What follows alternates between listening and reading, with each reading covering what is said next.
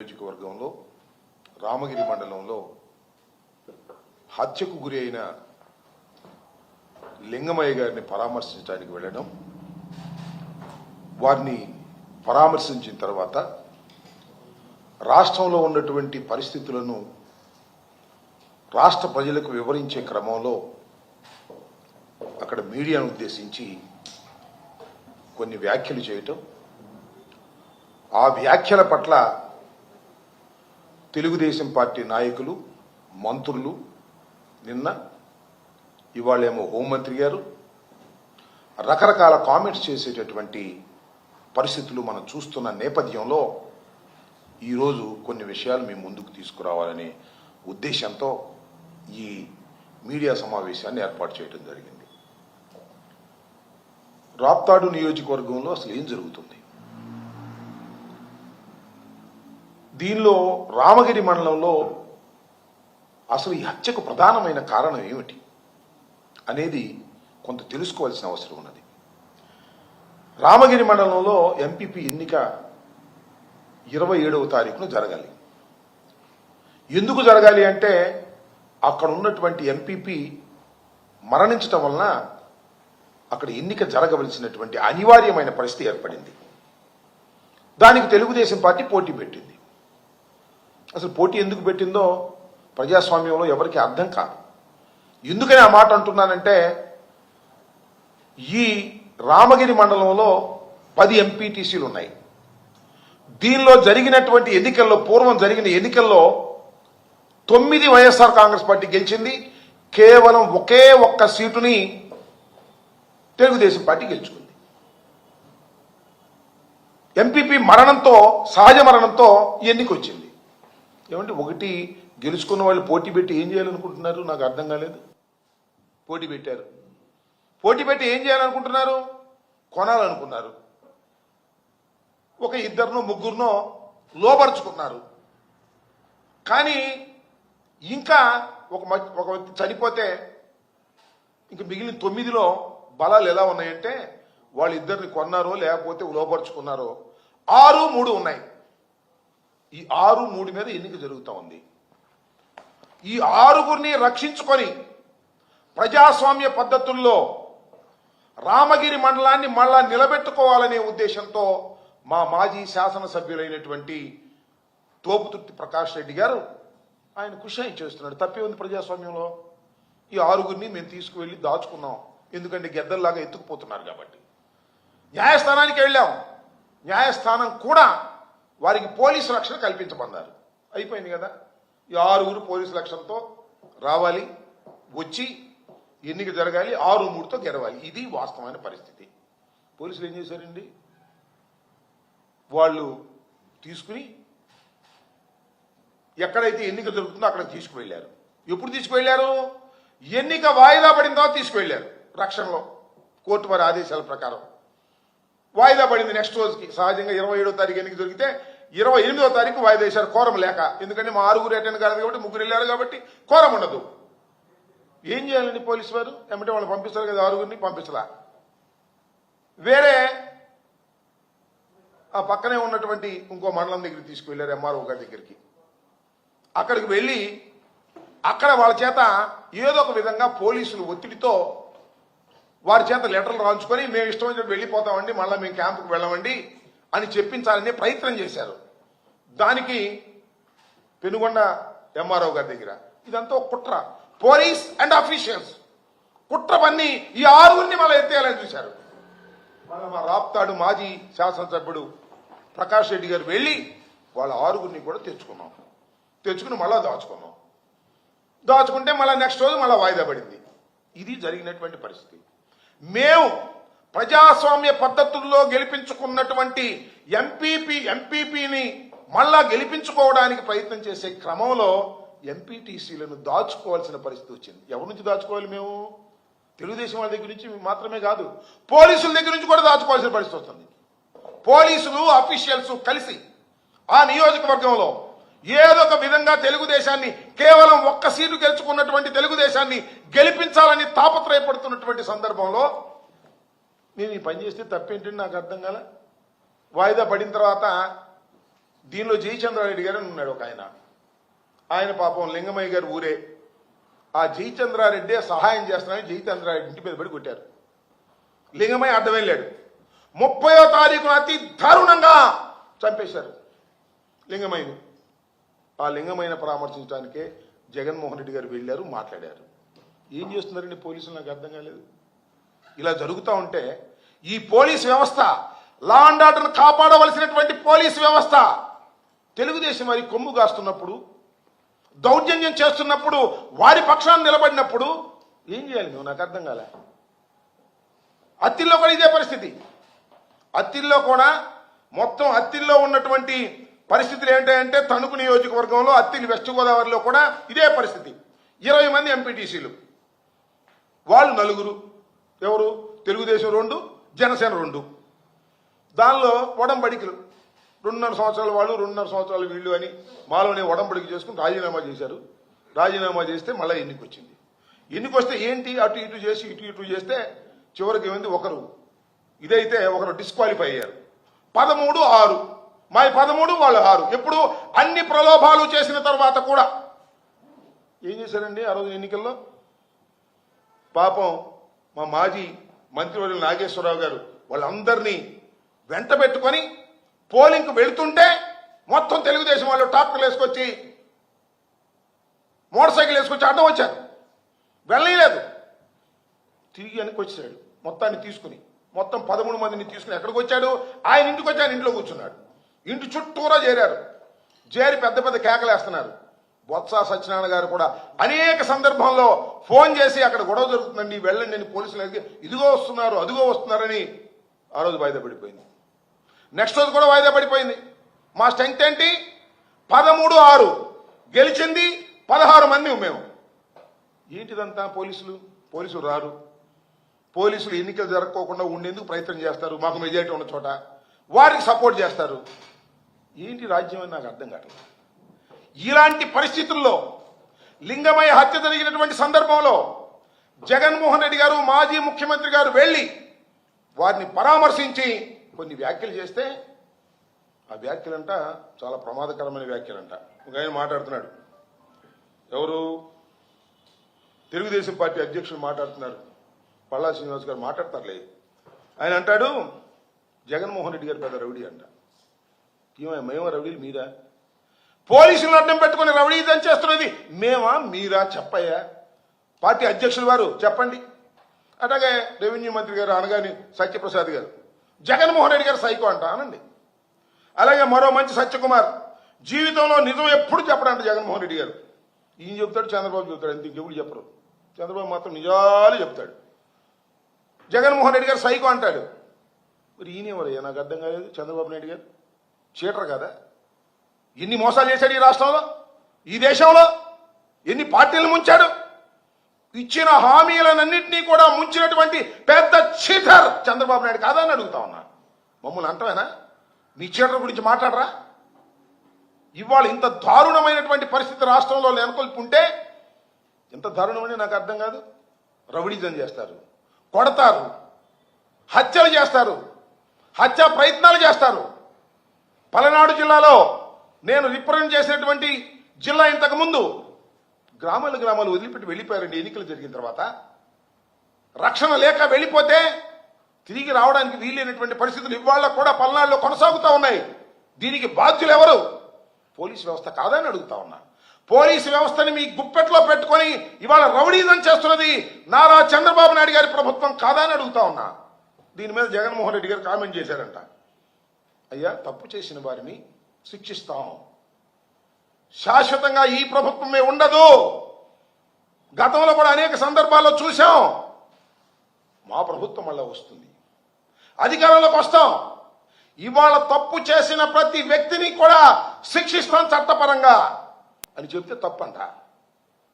దానికి ఏదేదో మాట్లాడుతున్నారు. హోంమంత్రి గారు వచ్చి మాట్లాడుతున్నారు. హోంమంత్రి గారు ఇష్టం వచ్చినట్టు మాట్లాడుతున్నారు. సరే, హోంమంత్రి గారు మాట్లాడటంలో నెంబర్ 1 లేదు, దానిలో అనుమానం లేదు. మైక్ ముందు నెంబర్ 1గా మాట్లాడతారు. చివరికి ఎస్ఐని కూడా ట్రాన్స్ఫర్ చేసే పవర్ లేదు దానికి.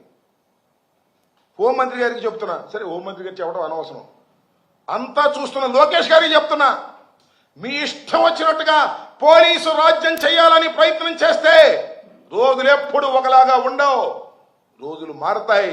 ఇవాళకు 11 మాసాలైంది, కాలం కరిగిపోతా ఉంది. తరువాత మీ పరిస్థితి ఏంటో ఒకసారి ఆలోచించుకోమని కూడా ఈ సందర్భంగా నేను మనవి చేస్తున్నా. అధికారం ఉందని పోలీసుల్ని అందరినీ నేను అన్ను, మోస్ట్ ఆఫ్ ది పీపుల్ చాలా సీరియస్గా సిన్సియర్గా ఉండేవాళ్ళు ఉన్నారు, కానీ అలాంటి వాళ్ళకి పోస్టింగ్లు ఉండవు. ఎవరికంటే పోస్టింగ్లు మీరు ఏం చెప్తే అది చేసే వాళ్ళకి పోస్టింగ్లు ఉంటాయి. ఎంపీపీలు బెదిరించే వాళ్ళకి పోస్టింగ్లు ఉంటాయి, లేదు ఎమ్మెల్యేలు బెదిరించే వాళ్ళకి పోస్టింగ్లు ఉంటాయి, అడ్డగోలుగా కేసులు పెట్టే వాళ్ళకి పోస్టింగ్లు ఉంటాయి. ఏంటండి దారుణం నాకు అర్థం కాదు. కంప్లైంట్ ఇవ్వడానికి వెళ్తే కంప్లైంట్ తీసుకున్న సందర్భాలు ఉన్నాయా? కంప్లైంట్ ఇవ్వడానికి వెళ్ళి కేసులు పెట్టారు ఈ 11 మాసాల్లో. ఉదాహరణ నేను ఇచ్చా 5 కంప్లైంట్లు, ఒక్క రిజిస్టర్ చేయలే. ఇప్పుడు చేశారులే 4. రిట్ ఆఫ్ మ్యాండమస్ కోర్టులో వేసిన తర్వాత 4 రిజిస్టర్ చేశారు. నేను వెళ్ళి అడిగా కోర్టుకు వెళ్ళక ముందు, ఎందుకు మీరు ఈ కేసు రిజిస్టర్ చేయలేదు అని అడిగా. బిఎల్ చదువుకున్న వ్యక్తిని, ప్రాక్టీస్ చేయకపోవచ్చు, మాజీ మంత్రిని, 2 పర్యాయాల శాసనసభ్యుడిగా ఉన్నటువంటి వ్యక్తిని పోలీస్ స్టేషన్ ముందుకు వెళ్ళి నేను ఇచ్చిన కంప్లైంట్ని ఎందుకు మీరు రిజిస్టర్ చేయలేదని అడిగితే నా మీద కేసు పెట్టారు. ఏం చెప్పాలి ఇంకా? ఇది ఏ రాజ్యం? ఇది పోలీసు రాజ్యం కదా? పోలీసులు తప్పు చేయటం లేదా? పోలీసులు ధర్మంగా వ్యవహరిస్తున్నారా? పోలీసులు చంద్రబాబు చెప్పినట్టు లోకేష్ చెప్పినట్టు చేస్తున్నారా లేదా? అక్కడ దాకా ఎందుకండి? డీజీపీ గారిని పర్మిషన్ అడిగాం, మేము వస్తామండి కలుస్తామండి అని వంశీని అరెస్ట్ చేసినప్పుడు 15 నిమిషాల్లో రమ్మన్నారు, వెళ్ళాం, మా ముందు వెళ్ళిపోయాడు. రికమెండేషన్ ఎవరికి ఇవ్వాలి అంటే ఏమో మాకు తెలియదండి అన్నారు. That is the situation in Andhra Pradesh. Police వ్యవహరిస్తున్న తీరది. ఇలా వ్యవహరిస్తున్నటువంటి పోలీసుల మీద ఖచ్చితంగా కఠిన చర్యలు తీసుకుంటాం, దానిలో సందేహం లేదు. బట్టలు ఊడదీసి నిలబెడతాం మాకు అధికారం వచ్చిన రోజున, దానిలో ఏం సందేహం లేదే. లా అండ్ ఆర్డర్ని కాపాడవలసినటువంటి పోలీసు వ్యవస్థ లా అండ్ ఆర్డర్ని కాపాడుకోకుండా ఎవరి మోచేతి నీళ్ళలో తాగేటటువంటి పరిస్థితికి ఒక సెక్షన్ ఆఫ్ పోలీస్ యంత్రాంగం వచ్చినప్పుడు ఆ పోలీస్ యంత్రాంగాన్ని మర్చిపోతామా చెప్పండి అని అడుగుతా ఉన్నా. ధర్మంగా న్యాయంగా ప్రవర్తించవలసినటువంటి పోలీసులు ఇష్టానుసారంగా రవడీజం చేస్తున్నప్పుడు, వారి కొమ్ము కాస్తున్నప్పుడు, మా ఎంపీటీసీలని మా ఎంపీపీలని బెదిరించే కార్యక్రమంలో నిమగ్నమైపోయినప్పుడు ఆ మాత్రం అనకూడదా? సమాజంలో వాళ్ళని హెచ్చరిక చేయకూడదా? ఈ నేపథ్యంలో జగన్మోహన్ రెడ్డి గారు అలా తప్పుగా వ్యవహరిస్తున్నటువంటి పోలీసు యంత్రాంగాన్ని, ఒక సెక్షన్ ఆఫ్ పోలీస్ వ్యక్తుల్ని హెచ్చరిక చేశారు ఒక ప్రజాస్వామ్య పద్ధతుల్లో. తప్పంటండి. వీళ్ళైతే ఏమైనా చేయొచ్చంట. వీళ్ళ ప్రభుత్వం ఉన్నప్పుడు ఏం చేశారో ఒకసారి చూడండి, నేను మనం చేస్తున్నా, ఒకసారి వేయండి. వీళ్ళు చంద్రబాబు నాయుడు గారు ఏం మాట్లాడాడో, లోకేష్ ఏం మాట్లాడాడో, ఆయన అచ్చెన్నాయుడు గారు ఏం మాట్లాడాడో, పోలీసుల గురించి ఏం మాట్లాడారో ఒక్కసారి చూడండి.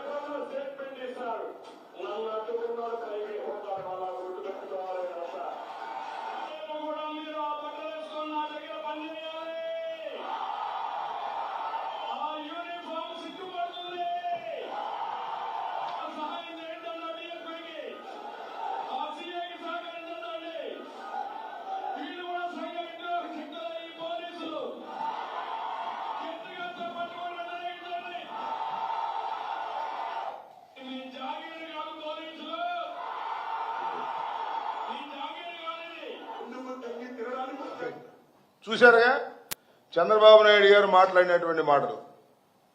పోలీసులు సంఘ విద్రోహ శక్తులట. అది చాలా చిన్న మాట అండి. పోలీసులు సంఘ విద్రోహ శక్తులు.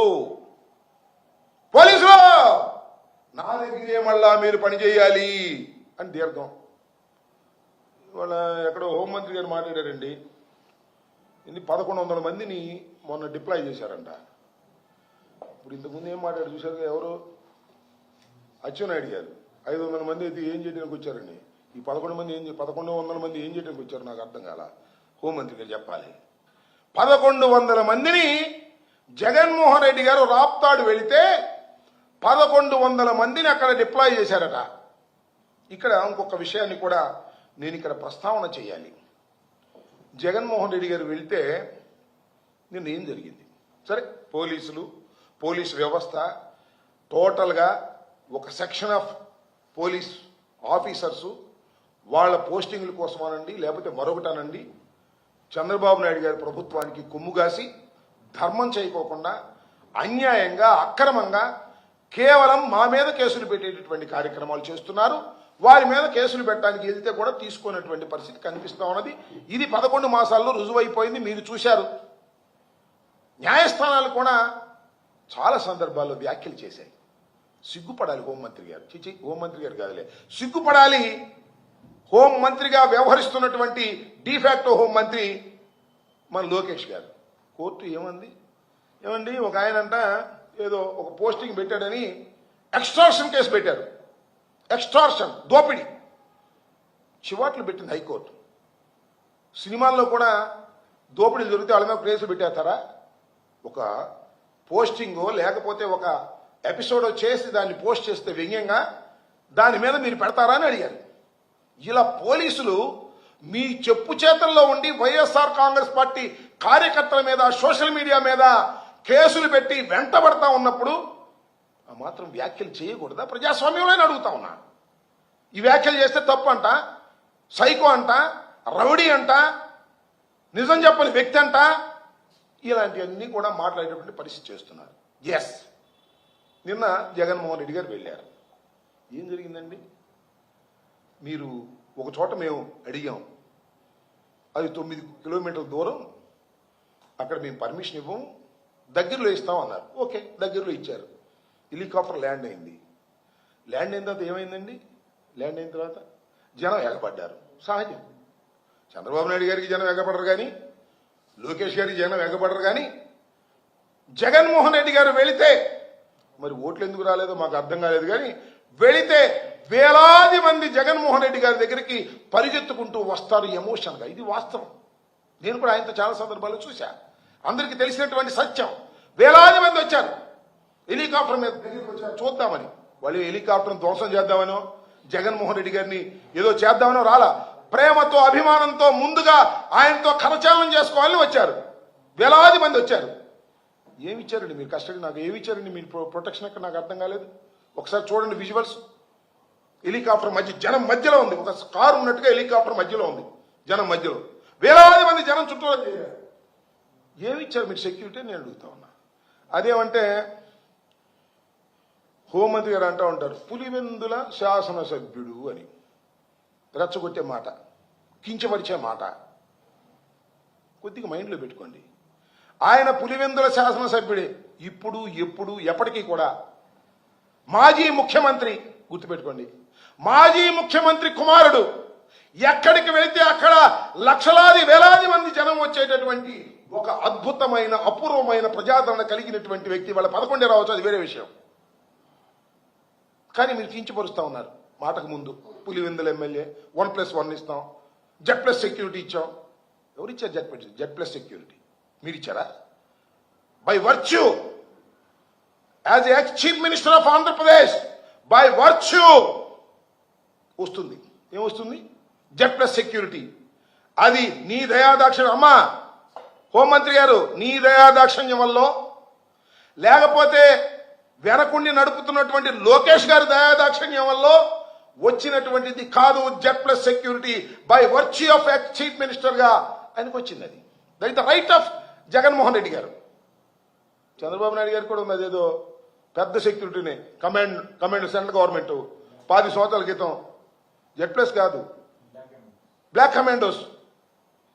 ఆయనకి ఎప్పుడో ఒకసారి ప్రమాదం జరిగితే నక్సలైట్లు అంతరించిపోయారని హోమ్ మినిస్టర్ గారు కూడా చెప్తున్నాడు. ఇప్పుడు అయినా కూడా ఆయన కొనసాగుతా ఉంది. ఏంటిది? నాకు అర్థం. బై వర్చ్యూ వస్తాయి. దానికి మేము ఇచ్చాం, మేము దయాదాక్షిణ్యం చేశాం, 1100 మందిని అక్కడ డిప్లాయ్ చేశాం. 1100 మంది డిప్లాయ్ చేస్తే ఏంటి? హెలికాప్టర్ మీదకి అంతమంది ఎందుకు వచ్చారు? మీ వాళ్ళేగా వచ్చింది. మా వాళ్ళు అయితే దేవుడు గుడికి వెళ్తారు, అందరూ భక్తులే. తొక్కులాడుకోలే దేవుడిని చూద్దామని తొందరగా వెళ్ళేటప్పుడు. అట్టకే మీరు కంట్రోల్ చేయాల్సిన బాధ్యత గవర్నమెంట్కి లేదా?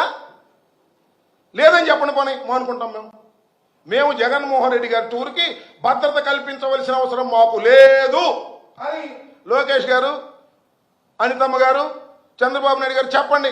మా దోమ మేము చూసుకుంటాం, ఏదో ఒకటి కోర్టుకు వెళ్ళటమో లేదా కేంద్ర ప్రభుత్వం దగ్గరికి వెళ్ళటమో నాకు అర్థం కాదండి. మొన్న మిర్చియాడికి జగన్మోహన్ రెడ్డి గారు పరామర్శించడానికి వస్తే టక్కని తీసేశారు. చాలా దురదృష్టం, అన్యాయం, అక్రమం, అప్రజాస్వామికం. ఒక Z+ సెక్యూరిటీ ఇచ్చిన తర్వాత ఏమంటే రాత్రిపూట టక్కన అర్ధరాత్రి గడ సెక్యూరిటీ తీసేస్తారా? Without reason, without intimation. ఇదే గవర్నర్ గారి దగ్గరికి వెళ్ళి అడిగితే గవర్నర్ గారు ఆశ్చర్యపోయారు. నోటీస్ ఇవ్వలేదా అన్నాడు. ఎందుకంటే గవర్నర్ గారు ఈజ్ జస్టిస్, చట్టం తెలిసినటువంటి వ్యక్తి, న్యాయం తెలిసినటువంటి వ్యక్తి. ఆయన మా ముందు ఏం కామెంట్ చేయలేదు, కానీ ఏమంటే నోటీస్ ఇవ్వలేదా ముందు అని అడిగాడు. అంటే అర్థం ఏంటి? వితౌట్ నోటీస్ Z+ సెక్యూరిటీని మీరు విత్డ్రా చేసుకున్నారు. నాకు ఆవేదనతో అడుగుతా ఉన్నా, నేను బాధతో అడుగుతా ఉన్నా. వైఎస్ఆర్ కాంగ్రెస్ పార్టీ శ్రేణులు భయపడుతున్నాయి. మీరు సెక్యూరిటీ కల్పించడంలో విఫలమైతే పర్వాలేదు, అసలు ప్రయత్నమే చేయట్లేదు మీరు. అంటే సెక్యూరిటీ ఇవ్వకోకుండా జగన్మోహన్ రెడ్డి గారిని గాలికి వదిలేస్తే ఏమన్నా జరిగితే సంతోషపడదామని ఆలోచిస్తున్నారా అనేటువంటి అనుమానం కలుగుతుంది మాకు. ఇది ధర్మమేనా? న్యాయమేనా? ఏమంటుంది, ఇక్కడ ఒక మాట ఉందండి, భలే విచిత్రంగా ఉంది. ఈ హత్య అంట కుటుంబ నేపథ్యంలో జరిగిందంట. రాప్తాడులో జరిగినటువంటి హత్య. ఆమె 11,000 మంది ఇచ్చావు సరే. అవంటది ఈ క్రిమినల్ సైకాలజీ ఉన్న వ్యక్తి పొలిటీషియన్ అయితే నాకే చాలా చిరాకు ఉందంట. ఆమె నాకే చాలా చిరాకు ఉంది. పైన దిగొచ్చింది ఆమెకే చిరాకు ఉందంట పాపం. ఎందుకంటే చాలా సీనియర్ కదా, ఆమెకే చిరాకుగా ఉంది. ఇలాంటి కామెంట్లన్నీ చేసేటటువంటి పరిస్థితిలో ఇవాళ హోంమంత్రి గారు ఉన్నారు. చాలా దురదృష్టకరమైనటువంటి పరిణామాలను కూడా మనవి చేస్తున్నాను. ఈరోజు పోలీస్ వ్యవస్థ ఇప్పటికీ నేను మనవి చేస్తున్నాను. ఇవాళ కేవలం 11 మాసాలైంది ఈ ప్రభుత్వం వచ్చి. ఇంకా 4 సంవత్సరాల పాటు ఈ ప్రభుత్వం కొనసాగే అవకాశం ఉంది, ఇంకేదైనా జమిలీలు బొమిలీలు రాకపోతే. ఇప్పటికే ఈ పోలీస్ వ్యవస్థ ఇంత దుర్నీతితో, ఇంత దుర్మార్గంతో, ఇంత పక్షపాతంతో వ్యవహరిస్తూ ఉంటే అరాచకం రాదా? ఎన్నాళ్ళు సహిస్తారు? మా మీద పడి కొడుతున్నప్పుడు, మమ్మల్ని హత్యలు చేస్తున్నప్పుడు, మా ఇళ్ల మీద పడి దాడులు చేస్తున్నప్పుడు, రావలసిన పోలీసులు రానప్పుడు ఏం చేయాలి చెప్పండి? విఘ్నులైనటువంటి ఆంధ్రప్రదేశ్ ప్రజలను అడుగుతా ఉన్నా, విఘ్నులైనటువంటి పోలీసు వారిని అడుగుతా ఉన్నా. ఎందుకంటే ఈవెన్ పోలీసుల వారిలో కూడా నాకు చాలా మంది తెలుసు, IPS officers. They are most sincere. వాళ్ళకి కూడా SP చాలా సిన్సియర్గా ఉన్నారు. వాళ్ళ పేర్లు నేను చెప్పకూడదు, చెప్పానంటే వాళ్ళకి ట్రాన్స్ఫర్ వస్తుంది. సిన్సియర్గా ఉండేవాళ్ళు ఉన్నారు, వాళ్ళని అడుగుతా ఉన్నా. దుర్మార్గం. ప్రభుత్వాలు వస్తాయి పోతాయి, కానీ IPS IAS ఆఫీసర్స్ జీవితాంతం పనిచేయాలి ఏదో ఒక పోస్టులో. IPS ఆఫీసర్స్ స్ట్రిక్ట్గా లేకపోతే, పోలీస్ వ్యవస్థ స్ట్రిక్ట్గా లేకపోతే అరాచకం వస్తుంది, ప్రమాదం వస్తుంది. జగన్మోహన్ రెడ్డి గారికి సెక్యూరిటీ ఇవ్వం అన్నారు. ఏం చేయాలి? మేము సెక్యూరిటీ పెట్టుకోవాలా? అంటే మేము సైన్యం తయారు చేసుకోవాలా? తుపాకులు కొనుక్కోవాలా? ఏంటిది? You have to protect. Police protect చేయాలి. చేయకపోతే మాకున్న మార్గం ఏంటి? న్యాయస్థానాలకు వెళ్ళాలి, లేదా కేంద్ర ప్రభుత్వాన్ని అర్థించాలి. జగన్మోహన్ రెడ్డి గారు, నేను ఒకటే మనవి చేస్తున్నా, ఇవాళ 11 రావచ్చు, కేవలం ఒక శాసనసభ్యుడిగానే ఉండవచ్చు. మీరు ప్రతిపక్ష హోదా ఇవ్వకపోవచ్చు, కానీ ఈజ్ ద లీడర్. అత్యంత ప్రజాదరణ కలిగినటువంటి లీడర్, సింగిల్గా పోటీ చేసే లీడర్. ఏదో 5-6 కట్టగట్టుకుని వచ్చి పోటీ చేసినటువంటి లీడర్ కాదు. 40% of vote bank, out of 100%లో 40% ఓట్ బ్యాంక్ ఉన్నటువంటి నాయకుడు. నెంబర్లు తీసి పక్కన పెట్టండి. అలాంటి నాయకుడికి, మాజీ ముఖ్యమంత్రికి మీరు సెక్యూరిటీ కల్పించడంలో విఫలమైతే సర్దుకోవచ్చు, మరొకసారి సక్సెస్ కావచ్చు, కానీ ఉద్దేశపూర్వకంగా కుట్రపూరితంగా మీరు వ్యవహరిస్తున్నారనేటువంటి అనుమానాలు పెరుగుతా ఉన్నాయి, ఆందోళన చెందుతా ఉన్నాము. ఇది సరైనటువంటి విధానం కాదు. సరి చేసుకోండి, ప్రభుత్వాన్ని సరి చేసుకోమని ఈ సందర్భంగా కోరుతున్నాను, హెచ్చరిస్తున్నాను. అరాచకానికి మార్గాలు వేయకండి, అన్యాయాలకు మార్గాలు వేయకండి. ఇది దుర్మార్గమైనటువంటి పద్ధతుల్లో నడుస్తున్నటువంటి ప్రజాస్వామ్యంలో ఇది కరెక్ట్ కాదు. జగన్మోహన్ రెడ్డి గారు అది అన్నారు ఇది అన్నారని ఎవరో వాళ్ళు వీళ్ళు మాట్లాడినా వీ డోంట్ కేర్ దట్. మేము ఆందోళనలో ఉన్నాం. సమాజం చిందరవందర కావడానికి పునాదులు వేస్తున్నారు. ఒకటైతే మళ్ళా నేను రిపీట్ చేస్తున్నాను, ఎవరైతే చట్ట ప్రకారం వ్యవహరించరో, ఎవరైతే తెలుగుదేశానికి కొమ్ము కాస్తారో, ఎవరైతే చట్ట వ్యతిరేకంగా కాకి డ్రెస్లో ఉండి ప్రవర్తిస్తారో, ఎవరైతే బియాండ్ డ్యూటీస్ చేస్తారో వాళ్లకు శిక్షించక తప్పదు. న్యాయస్థానాల ముందు, చట్టం ముందు బట్టలు ఊడదీయటం ఖాయం. అంటే ఐ మీన్ డ్రెస్ విప్పి బయట నుంచోబెట్టడం ఖాయం అనేది గుర్తుపెట్టుకోండి. I'm repeating that is our policy. మేమేం భయపడాల్సిన పని లేదు. ధర్మం కోసం పోరాడుతున్నటువంటి వ్యక్తి జగన్మోహన్ రెడ్డి గారు. ఇవాళ రాప్తాడు జరిగింది చిన్న విషయం చెప్పండి నాకు అర్థంగా. ఆఫ్టర్ ఆల్ ఒక ఎంపీపీ ఎన్నిక ఒక ప్రాణానికి తీసుకుందే, అది కూడా మా ఎన్నిక. మేము 9 సీట్లు గెలుచుకున్నటువంటిది 10లో రిపీట్ అయింది ఎన్నిక. దానిలో ఒక నిండు ప్రాణాన్ని లింగమైన చంపేశారే, ఇది చిన్న విషయమా? వదిలేద్దామా గాలికి? చచ్చిపోయి వదిలేద్దామా? దీన్ని ఎక్స్పోజ్ చేయాల్సిన పరిస్థితి లేదా? చట్టం కాపాడవలసిన బాధ్యత లేదా? దీన్ని గుర్తుపెట్టుకోండి. ఇష్టం వచ్చినట్టుగా మాట్లాడి ఏదో సమర్థించుకోవాలని మీరు ప్రయత్నం చేస్తే ఇలాంటి సంఘటనలు ఇవాళ ఏదో అధికారంలో ఉన్నారు కాబట్టి సమర్థించినా కూడా మీకు పత్రికలు ఉన్నాయి కాబట్టి ఏదో రాస్తారు, కానీ ప్రజల హృదయాలలో మాత్రం చాలా దుర్మార్గమైన ప్రభుత్వంగా రిజిస్టర్ అవుతా ఉన్నది. జాగ్రత్త పెట్టుకోండి, ఒళ్ళు జాగ్రత్త పెట్టుకొని పరిపాలన చేయండి చంద్రబాబు నాయుడు గారు, కూటమి ప్రభుత్వం అని కూడా ఈ సందర్భంగా హెచ్చరిస్తూ ఉన్నాను. జగన్మోహన్ రెడ్డి గారికి రక్షణ కల్పించడంలో మీరు విఫలమవుతున్నారా, కుట్ర చేస్తున్నారా తేల్చి చెప్పండి. మార్గాలు చూసుకుంటాం తప్ప ఇలాంటి దుర్మార్గమైన కార్యక్రమాలు చేయకండి. ఏమంటది హోంమంత్రి గారు నాకు ఆశ్చర్యం వేసింది. ఏదో ఎయిర్ క్రాక్ ఇచ్చింది, దానికే హెలికాప్టర్ వదిలి వెళ్ళిపోవాలా? ఈమె పెద్ద టెక్నీషియన్ చెప్తా ఉంది. పైలట్ వెళ్ళాడు, ఈయన వెళ్ళకూడదా? What is this language? నాకు అర్థం కాలేదు.